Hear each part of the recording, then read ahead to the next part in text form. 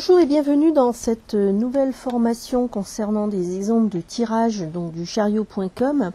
Donc aujourd'hui je vous propose de voir un cas un petit peu plus complexe par rapport justement au tirage, puisque nous allons naviguer entre trois tirages différents.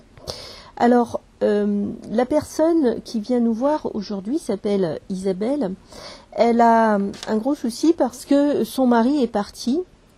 Et donc, elle l'aime toujours, enfin c'est ce qu'elle annonce, et elle a peur qu'il demande le divorce. Donc sa question principale, c'est « va-t-il revenir ?»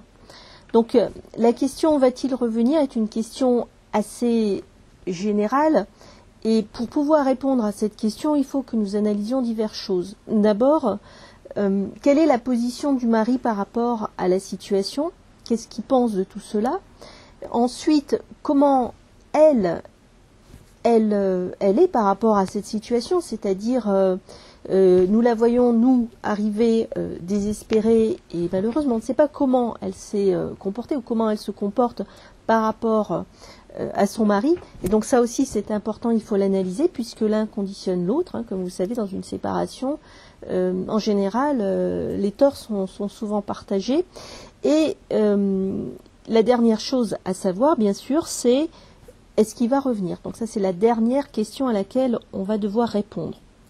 Donc, pour arriver à cerner l'ensemble de la question et pouvoir répondre de manière précise à notre consultante, ce que nous allons faire, c'est que tout d'abord, nous allons essayer de voir comment elle se positionne par rapport à son mari, c'est-à-dire très sommairement quelle est sa psychologie, donc ça en faisant un tirage à 3 cartes.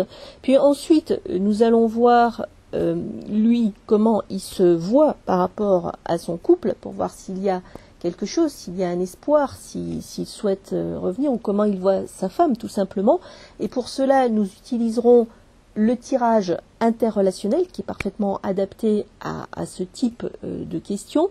Et enfin, pour pouvoir répondre finalement à la question, mais cette fois-ci en connaissance de cause, c'est-à-dire en ayant tous les éléments, eh bien, nous utiliserons le tirage en coupe. Donc nous allons commencer tout de suite avec donc le tirage à 3 cartes pour savoir comment elle se comporte, quelle est sa psychologie par rapport à son couple. Donc nous battons les cartes, bien sûr, nous coupons, nous tirons et nous tirons au hasard 3 cartes que nous allons placer les unes à côté des autres sous forme de ligne pour pouvoir les lire comme une phrase.